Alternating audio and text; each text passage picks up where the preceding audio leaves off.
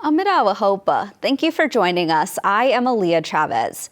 A Native nation in Massachusetts is celebrating a land-back victory after the Supreme Court declines to hear a case against it. The case is a big win for the Mashpee Wampanoag tribe and a legal boost for other tribes seeking to reclaim a land base. We start our reporting with Stuart Huntington.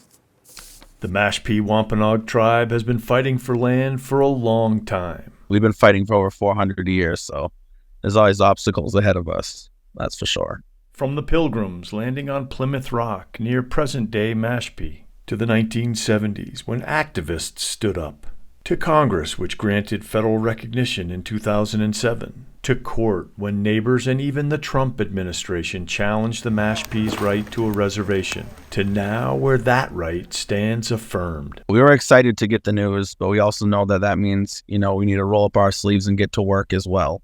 There's a lot of the things that we need to address with the state, with the federal government. Before the court were aspects of the 1934 Indian Reorganization Act that allowed the Interior Department to put land in trust for Native nations. The challengers said that only applied to tribes that existed in 1934. The Supreme Court let stand an appellate court ruling that rejected that argument. This is like fundamental existential question for this tribe and for other landless tribes who didn't have the benefit of a reservation in 1934 about, whether they're going to be treated equally with other federally recognized tribes, put on a level playing field with a reservation. Today, the tribe can relax a little. It really means a lot to us, but this is what it was all about in the beginning. This is why the tribal council was originally formed in the 70s when the tribe was suing the town for the land. Then our ancestors paid the ultimate sacrifice for us to be here. It's been a long battle, but we just want to say Katabaton Tamawish, which is a formal way of saying thank you to everyone that's helped us and prayed for us and supported us throughout this battle. Stuart Huntington, ICT News.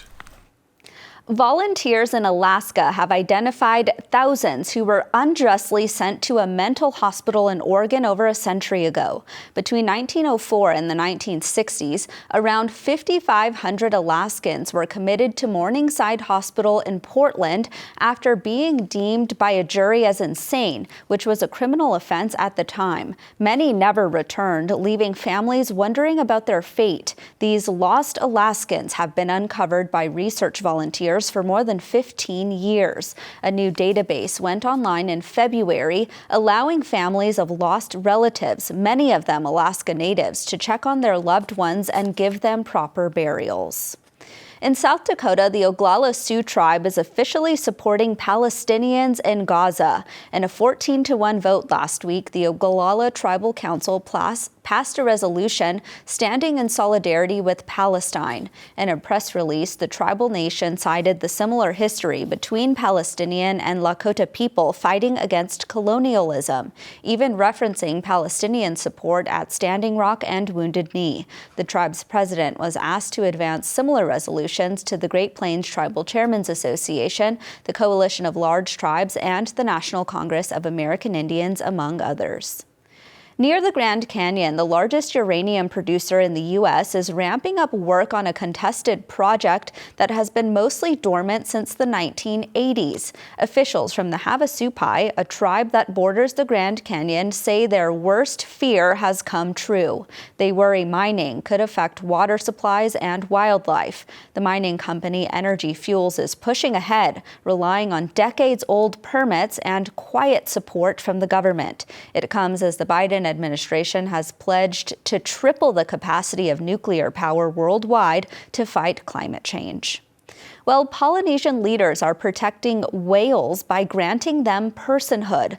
Officials from the Cook Islands, New Zealand, and Tahiti signed a treaty last month recognizing whales as legal persons. The goal for the conservationists is that the legislation will pressure national governments to grant legal protections for whales in the future. Whales are significant to the Maori and many other Indigenous peoples, yet 10,000 whales are killed every year because of ship strikes. According to the Hinamoana Halo Ocean Initiative, who spearheaded the treaty, restoring the whale population will also, quote, restore our communities. It's a story our partners at APTN have been following for 2 years about a young First Nations entrepreneur from the Yukon who was stitching a name for himself in the fashion world one bead at a time. Now the Owl Boy, as he is known, has another feather in his hat, his very own clothing line. APTN's Sarah Connors has the story.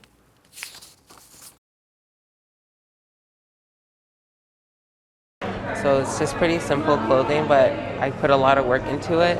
After 2 years of hard work, Cohen Quash is celebrating the launch of his new Indigenous clothing line.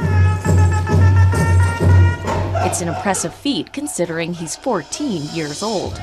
I'm feeling really proud about it, like kind of bringing back my culture and all that. At such a young age is really impressive for me. Quash is Casca, Taltan, and Tlingit.